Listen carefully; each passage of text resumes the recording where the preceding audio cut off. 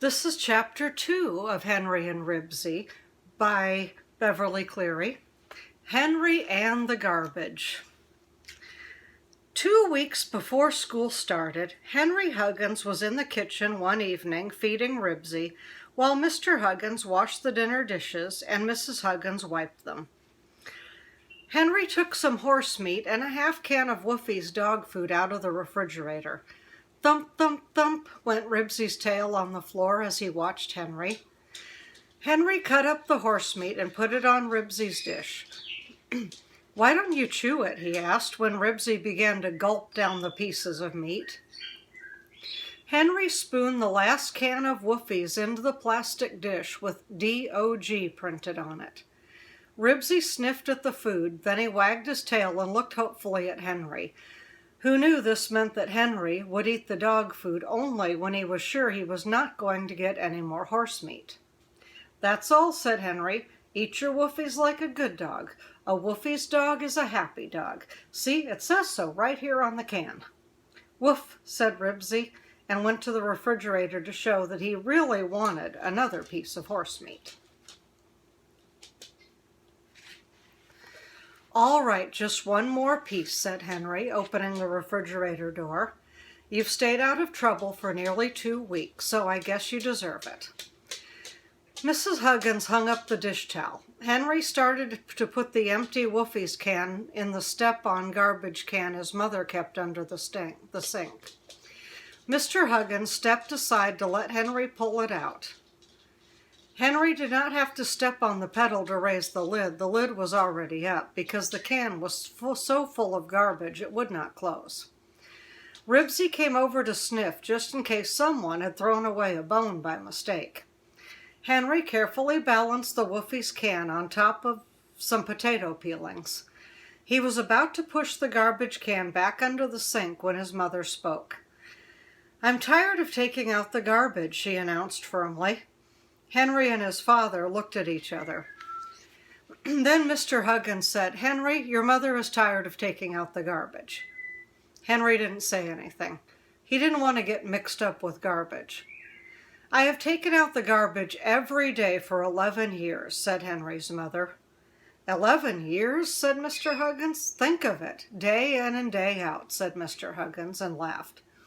"Year after year," Mr. Huggins went on. Henry did not see why his mother and father thought this was so funny. He couldn't say he was tired of taking out the garbage because he had never taken it out. Instead, he said, "Well, so long. I'm supposed to go over to Robert's house to work on his electric train." "Just a minute, Henry," said his father. "It's just as much your garbage as ours." Henry didn't think this was very amusing. "Aw," he muttered. He didn't want to have anything to do with smelly old garbage. None of the other kids on Klickitat Street took out the garbage, at least not every day. "I'll tell you what I'll do," said Mr. Huggins. "I'll raise your allowance 15 cents a week if you'll take out the garbage." "You mean take it out every day?" asked Henry, in case his father might mean every other day. He eyed the heaped-up can. Garbage, ugh. He could understand his mother being tired of it all right. "Every day," said Mr. Huggins firmly. "Maybe there's something else I could do to earn 15 cents? Henry suggested hopefully. "Something like... "No," his father said, "just garbage." Henry thought. His allowance was now 25 cents a week. That plus 10 cents made 35 cents. Plus another nickel made 40 cents. He could find lots of uses for the extra money.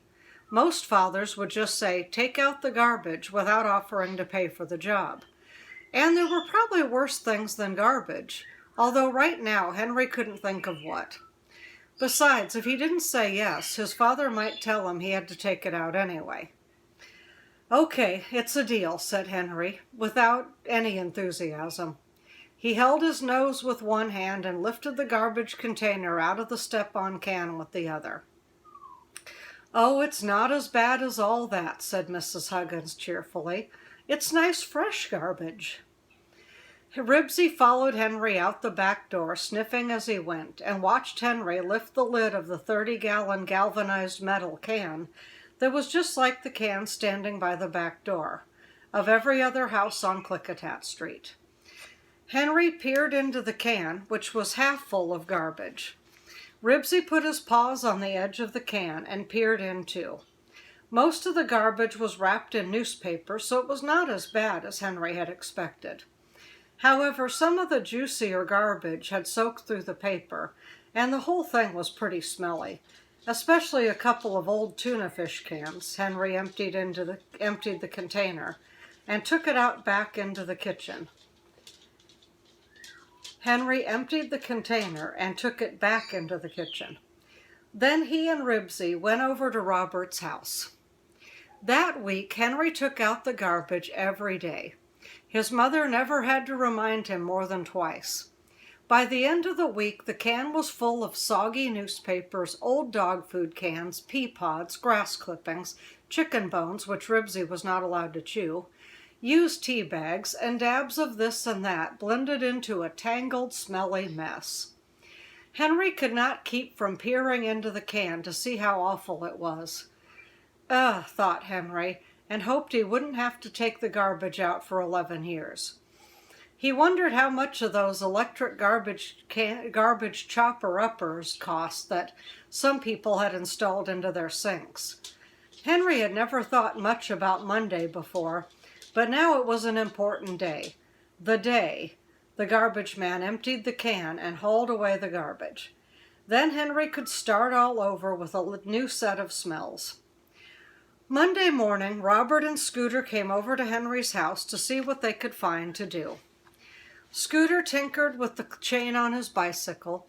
Henry held one end of a rope while Ribsy tugged at the other end, and Robert sat on the front steps and thought. In the distance, Henry could hear the rattle and thump of garbage cans as the garbage man emptied them. Robert spoke first. "There was a girl in my room at school last year who was double-jointed." "That's nothing, so am I," boasted Scooter. "See how far back I can pull my thumb?" "I can pull my thumb back farther than that," said Henry, jerking the rope to make the game of tug-of-war more interesting for Ribsy. The rattles and thumps of the garbage cans were growing louder. Henry thought, and the garbage men must be almost at his house. "Aw, you guys aren't really double-jointed," said Robert. "This girl in my room could bend her fingers backwards without pushing them with her other hand." The garbage truck had stopped between the Huggins and the Grumbys' houses. The boys watched two big men get out of the truck and haul their barrels on their shoulders. One went across the street to pick up the garbage. The other walked up the driveway between Henry's house and the house next door. The boys forgot about double joints. "Gee, I hope I have muscles like that someday," said Robert. Henry did not answer. He noticed that Ribsy had dropped his end of the rope and was looking anxiously toward the back of the house. He heard the thump of the Grumbys' garbage can. The man came down the driveway with his barrel full of the Grumbys' garbage, emptied into the truck, and walked up the driveway to the barrel once more. Ribsy watched every move he made. Then Henry heard the man take the lid off the Huggins can. Ribsy growled deep in his throat. Henry looked at him anxiously. It was the first time he had ever heard him growl anything but a pretend growl. Suddenly, Ribsy flew into a frenzy of barking and tore down the driveway toward the back of the house. Henry was too shocked to move. He sat listening to Ribsy snarl and bark. Ribsy! He couldn't believe it. Not good old Ribsy. Now he was really in trouble. Scooter was the first to move. "Boy, is he mad about something," he exclaimed and ran over to the driveway. Then Henry got into action. He started down the driveway, but what he saw made him stop. Ribsy was growling and jumping at the garbage man, who was using his empty barrel to protect himself. "Ribsy!" wailed Henry. "Cut that out!" Ribsy continued to snarl and advance while the garbage man retreated down the driveway behind his barrel. When Henry tried to grab Ribsy, the garbage man picked up his barrel and ran toward the truck. He threw the barrel up onto the garbage in the back of his truck and jumped inside the cab. Ribsy had his front paws on the running board before Henry could grab him by the collar. "You keep that dog shut up or you keep your garbage, understand?" The garbage man glared at Ribsy, who was still growling deep in his throat. "But he's not really a fierce dog," protested Henry, while Ribsy strained so hard at his collar that he choked and coughed.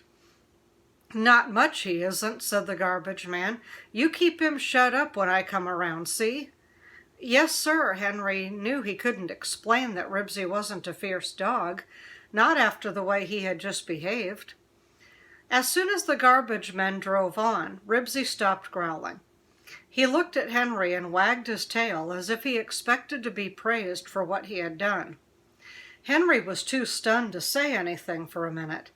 Then he said crossly, "Now look what you've done. You got us both in trouble, that's what." Henry scowled at his dog. His father had told him that he must keep Ribsy out of trouble if he wanted to go salmon fishing. And now, for no reason he could see, Ribsy had just attacked the garbage man. And if he had bitten the garbage man, well, Henry could not bring himself to think about it, because he knew that biting dogs were sent to the pound. Scooter was careful to stay a few feet away from Ribsy. "I wouldn't get too close to him if I were you," he said. "He looks pretty ferocious." Henry looked sadly at Ribsy, who rolled over on his back with his 4 feet in the air to show that he wanted his stomach scratched. "See, he isn't a bit ferocious." Henry was anxious to defend his dog, even though he couldn't convince Scooter. "You just saw him, didn't you?" asked Scooter. "But that wasn't like Ribsy," protested Robert. "He's a good dog." Henry noticed that even though Robert defended Ribsy, he was careful to stay away from him too. "Oh, I don't know," said Scooter. "You never can tell about dogs. Sometimes they get mean."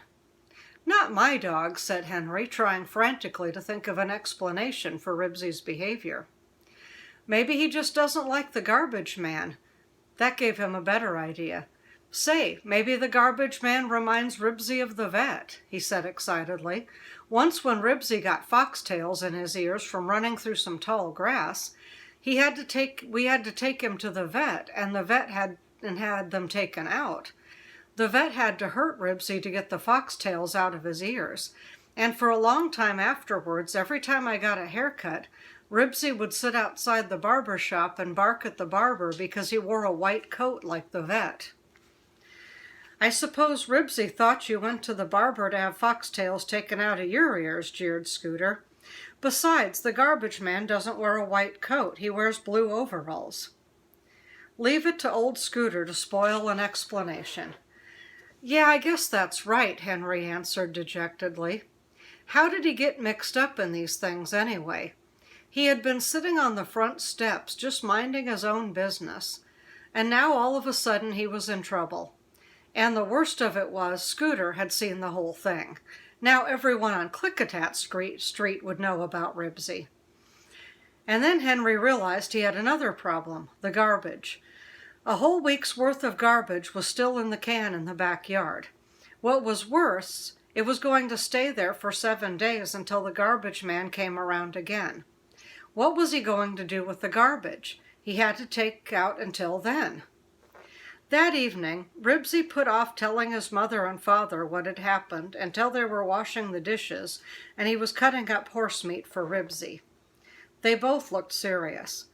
"I can't understand it," said Mrs. Huggins. "He's always been such a good-natured animal.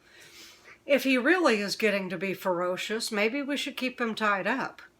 "Oh, Mom, no," protested Henry. "He hates to be tied up, and anyway, he always chews through the rope." Henry hoped his mother wouldn't mention buying a chain. Why, he wouldn't have any fun with Ribsy chained in the yard, not even riding his bike. It wouldn't be the same without Ribsy riding in the box tied to the back fender or loping along beside him. "There must be some reason for his not liking the garbage man," said Mr. Huggins. "I wonder if the garbage man ever kicked him." "Gee, Dad, do you think so?" Henry asked eagerly. "Oh, I'm sure he wouldn't do that," said Mrs. Huggins. Henry was anxious to change the subject before anything more was said about tying Ribsy in the backyard. He lifted the container out of the step-on garbage can and started to go out. Then with a groan he remembered that the can outside was already full. "Jeepers, Mom, what'll I do with the garbage?" he asked. "You'll have to manage it the best you can. Push it down in the can somehow." Mrs. Huggins wiped the cup and sighed. "Henry, I don't know how you get mixed up in things the way you do." Henry emptied the container on top of the garbage in the can and tried to put the lid on it again. He pushed it down as hard as he could, but it would not close. The can was extra full because Mr. Huggins had mowed the lawn again and emptied the grass clippings into it. "You old dog, you," Henry said crossly to Ribsy, who was sniffing the can. "It'll be all your fault if I don't get to go fishing." Ribsy sat down, scratched a flea, while Henry stared gloomily at the garbage. There was one thing he was sure of. When he grew up and had a boy of his own, he would never ask him to take out the garbage. Unfortunately, that week turned out to be unusually warm. Tuesday evening, when Henry and his mother and father were eating dinner, a breeze moved the curtains at the dining room window. "P.U.," said Henry, catching a whiff of the overripe garbage from the can below. "Never mind the sound effects," said Mr. Huggins as he got up from the table to close the window. This made it very warm in the dining room. It was even warmer in the kitchen when Henry's mother and father were washing and wiping dishes. Mrs. Huggins had to put down the dish towel several times to swat flies. Henry fed Ribsy in silence. He dreaded the trip to the garbage can. When he could put it off no longer, he picked up the container and started out, followed closely by Ribsy. This time he arranged the day's refuse a handful at a time around the pile. Then he balanced the lid on top. The whole thing looked and smelled terrible. On Wednesday, when Henry walked reluctantly down the back steps with the garbage, he saw Mr. Grumby standing on his back porch. As Henry took the lid off the can, Mr. Grumby looked across the driveway. "So that's where the smell is coming from," he said. "I'm afraid it is, Mr. Grumby," answered Henry. "I heard about Ribsy tearing the seat out of the garbage man's overalls," said Mr. Grumby. "Jeepers," thought Henry miserably. "The story's not only going around the neighborhood, it's getting worse than it really was. Next thing, people will be saying that Ribsy bit the garbage man." He explained what really happened, and then Mr. Grumby went in and closed all the windows that faced the Huggins house. Henry grew more and more discouraged. On Thursday, after he had piled the garbage on top of the can and replaced the lid as well as he could, he got an apple box out of the garbage, climbed up on it, stepped carefully onto the lid. He stamped his feet a few times to work the garbage down into the can, then jumped up and down. It helped, but not much. On Friday, Henry suggested to his mother they buy a second garbage can, but she did not think it was a good idea. Then Henry decided to take the garbage out before dinner. When the container was not so full, he distributed the milk cartons and carrot tops as well as he could on the heap, and was jumping up and down on the lid, when Robert and Scooter came up the driveway looking for him. "What are you doing up there?" Robert demanded, with one eye on Ribsy. "Look at it, Scooter. Did you ever see so much garbage?" "P.U.," said Scooter, staying on the driveway well away from Ribsy, who was rolling on the grass to scratch his back. Never mind the sound effects. Henry jumped to the ground. It was all right for him to criticize his own garbage, but he didn't want anyone else to do it. "Come on, let's go out front." "Yes, let's," agreed Scooter. "P.U." Henry was about to suggest they all go over to the park. Then he decided he had better not take a chance on Ribsy's behavior toward strangers. "Come on, let's see excuse me, let's see who can walk farthest on his hands, he said to keep Scooter and Robert from talking about his troubles. While the three boys were busy trying to walk across the lawn on their hands, they heard a sudden clatter and crash from the backyard and promptly got to their feet. "Sounds like a garbage can to me," said Scooter. Henry, who had known instantly what made the noise, was already on his way around the house with Ribsy at his heels. Scooter and Robert were close behind. Henry found the garbage can tipped on its side. The lid had rolled halfway across the backyard, and the garbage was strewn all the way from the steps to the cherry tree. In the midst of the litter stood a collie and another big dog. A crust of bread hung from the collie's mouth. The dogs started to run when they saw the boys. Ribsy chased them away while Henry grabbed an old Woofie's can and threw it after them. "You beat it," he yelled. Then he looked at the mess and groaned. Garbage. He was sick and tired of it. He kicked at an eggshell and groaned again. It wasn't worth 15 cents a week. It wasn't worth 100 or 1,000 or even $1 million. Scooter and Robert held their noses. Then Scooter made a gagging noise, and Robert copied him. "Ah, hey, fellows, cut it out." Henry glared up at his friends and pulled the can, still half full, upright. He looked around and sighed. "Well, I guess I'd better be going," said Scooter. "I just remembered I'm supposed to go to the store for my mother." "Me too," said Robert. "So long, Henry." Some friends, thought Henry. He had set to work. He was busy scooping up coffee grounds and mildewed pea pods when he heard his father's car turn into the driveway. Mr. Huggins looked around the backyard. "Dogs?" he asked. "That collie and that other big dog down the street," answered Henry.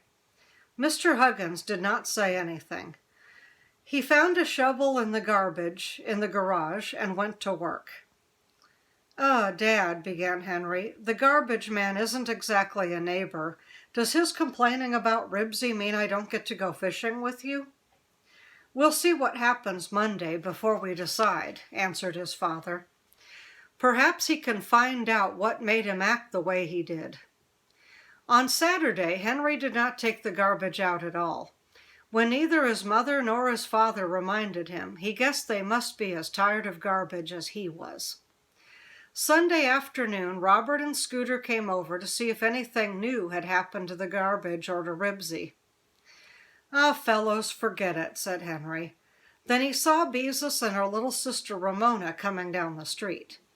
Beezus's real name was Beatrice, but Ramona called her Beezus, and everyone else did too. "Hi," Henry was glad to be interrupted. "Hello, Henry. Did the garbage man ever take away your garbage?" Beezus asked. "He'll take it tomorrow," said Henry coldly. "The way things got around on Klickitat Street." "Ramona, look out!" screamed Beezus. She rushed over to her little sister, who had a firm hold on Ribsy's tail and was pulling as hard as she could. "He bites," said Beezus. "He just bit the garbage man." "He did not bite the garbage man," yelled Henry. "Don't you dare say he did." Ribsy looked around at Ramona. "Woof," he said mildly, and waited patiently while Beezus frantically pried Ramona's fingers loose from his tails. "He didn't bite when Ramona pulled his tail, did he?" Henry asked angrily. "No," Beezus looked doubtfully at Ribsy. "But somebody told Mother he bit the garbage man." "Oh, for Pete's sake!" Henry was thoroughly disgusted. This was too much. "Of course you don't know what Ribsy would have done if he would have got at the garbage man," observed Scooter. "You keep quiet," Henry glared at Scooter. "The garbage man must have kicked him or something. Look at him. Does he look the least bit cross?" Beezus and the boys looked at Ribsy, who lay on the grass with a patient look on his face. Ramona was sitting on him. When she grabbed his ear, Ribsy looked at Henry as if to say, "Get her off me, won't you?" "No, he doesn't look a bit cross," admitted Beezus, pulling her little sister away. He seems to understand she's little and doesn't know any better." Thinking secretly that Ramona did know better, Henry turned to Scooter. "Now are you satisfied?" he demanded. Well, Scooter was not easy to satisfy. Henry tried to think of something, anything to change the subject. "Say, Scooter," he said, "I wish you'd take a look at the horn on my bike. It's been sounding funny lately." "Sure," said Scooter eagerly. If there was one thing he enjoyed, it was tinkering with a bicycle. "Where is it?" "In the garage," answered Henry, and they all started down the driveway toward the open garage doors. As Scooter took hold of the handlebars and started to wheel the bicycle out of the garage, Ribsy began to growl deep in his throat. The hair stood up on his neck, and he moved toward Scooter. Everyone stared at Ribsy. Scooter hastily dropped the bicycle on the driveway, and Ribsy stopped growling at once. He went to Henry and wagged his tail, waiting to be praised. "Henry, did you see that?" "Hey, did you see that?" Henry shouted. "I sure did," said Scooter. "He's a vicious dog." "He is not vicious. He was protecting my bike." Henry was growing more excited.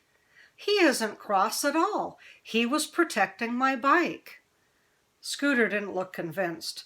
"Don't you see?" Henry went on. "That explains about the garbage man. Ribsy was protecting the garbage from the garbage man because he thought it was mine." "He's a watchdog," agreed Beezus. "Sure," said Henry eagerly. "It takes a smart dog to be a watchdog." At this point, Robert and Scooter began to shout with laughter. "What a watchdog!" hooted Scooter. "Who ever heard of a dog guarding the garbage?" Robert doubled up with laughter. "Your valuable garbage," shouted Scooter. "Your precious garbage," howled Robert. "Aw, cut it out," said Henry sheepishly, and he began to laugh partly because he thought it was funny, but mostly from relief at proving that Ribsy was not a vicious dog. His fishing trip was still safe. Robert and Scooter hooped and pounded each other on the back. Ribsy, sensing that they were laughing at him, hung his head and slunk over to Henry, who hugged him and went on laughing. "Boy, oh boy," gasped Scooter. I can just wait and see the Huggins' backyard a year from now, when it's 10 feet deep."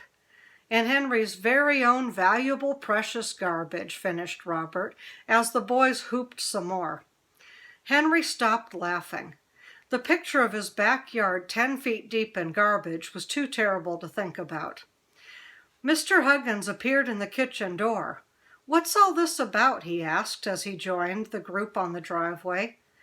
When he heard the story, he laughed too. He snapped his fingers at Ribsy, and when the dog bounded over to him, he slapped his side and said, "You're a pretty good dog, aren't you, Ribsy?" Ribsy wriggled with delight. Henry's friends, knowing it must be nearly dinner time, started to leave.